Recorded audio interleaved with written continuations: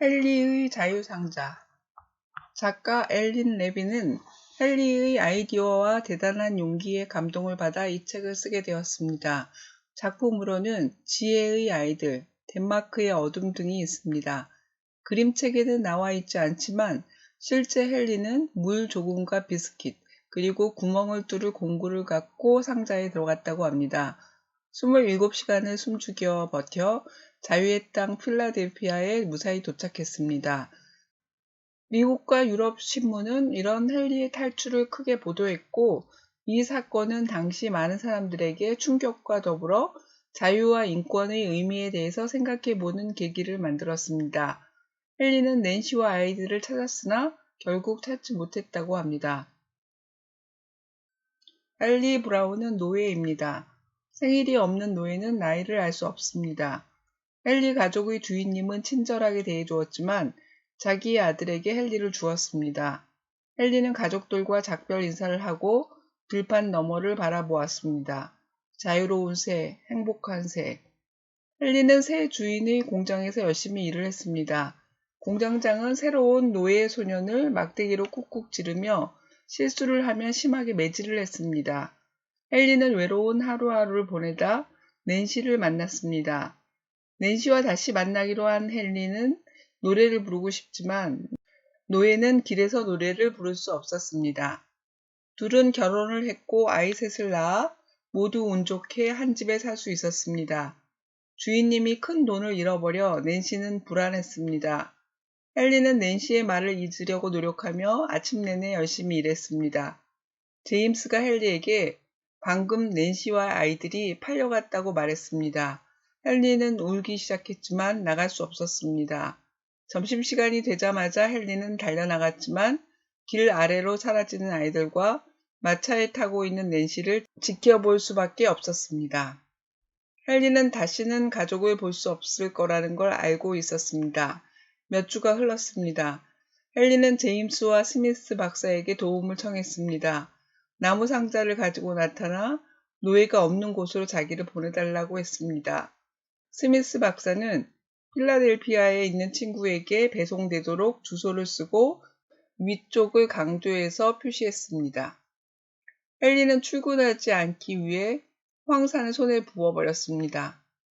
헨리는 해가 뜨기도 전에 나무 상자 속으로 들어갔습니다. 영무원들은 상자를 짐칸에 던져버렸습니다. 몇 시간이 지나고 증기선의 나무 상자는 들어 올려졌다가 곧 바닥으로 던져졌습니다. 나무 상자 속의 헨리는 거꾸로 있었습니다. 머리가 터져버릴지도 모른다고 생각했습니다. 남자 둘이 앉을 자리를 찾다가 헨리가 있는 나무 상자를 굴려서 옮겼습니다. 헨리는 똑바로 앉을 수 있게 되었습니다. 상자를 두드리는 소리에 헨리는 깜짝 놀라 섰겠습니다. 뚜껑이 열리고 신사 4명이 헨리를 지켜보며 미소를 지었습니다. 마침내 헨리에게도 생일이 생겼습니다. 1849년 3월 30일, 헨리가 찾은 첫 번째 자유의 날. 그날 이후 헨리의 이름은 헨리 박스 브라운이 되었습니다.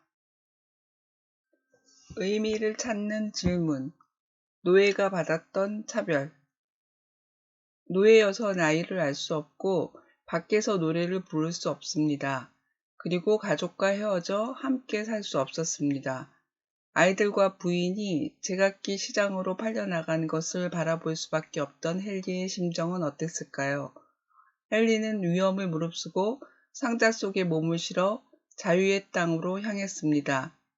노예는 사람이 아니고 돈으로 사고 파는 물건처럼 취급받았습니다. 노예들의 심정이 어떠했을까요? 그들이 받았던 차별이 무엇이었으며 그들은 어떤 마음이었을지 생각합니다. 질문. 노예는 나이를 알 수 없었습니다. 노예에게 생일이 없는 이유는 무엇일까요?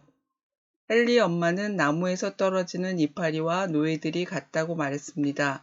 어떤 점에서 같다고 했나요? 헨리는 엄마와 헤어져야 했습니다. 이유가 무엇인가요?